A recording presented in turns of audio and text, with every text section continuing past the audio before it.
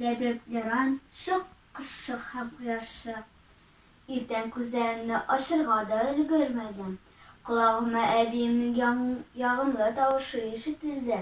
«Улым, тор, шык төшкән», – диде ул. «Бар тышка чык». Чынлап та шык төшкән икән. Ямь-яшел үлән эзләрендә, чәчәкләр тажында җем-җем итеп шык бөртекләре яна. Мин шундый искиткеч гүзәллеккә сокланып торганда, миннән ерак түгел генә җемелдәп янган эре шык тамчысы янына бер кышшык төшеп кунды. Кышшык әлеге матур шыкны йотарга тели иде бугай. Ул нәни томшыгы белән шыкка таба иелде. «Менә хәзер шыкны йота инде, шык әрәм булмады иде», – дип уйларга да өлгермәде, кышшык башын күтәрде. «Әй, малай», – дип эндәште ул, минем тарафка борылып.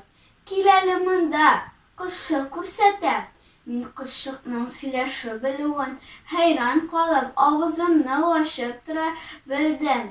«Кил, кил», – диде кышшык, «курыкма, нәниләргә тимим мин».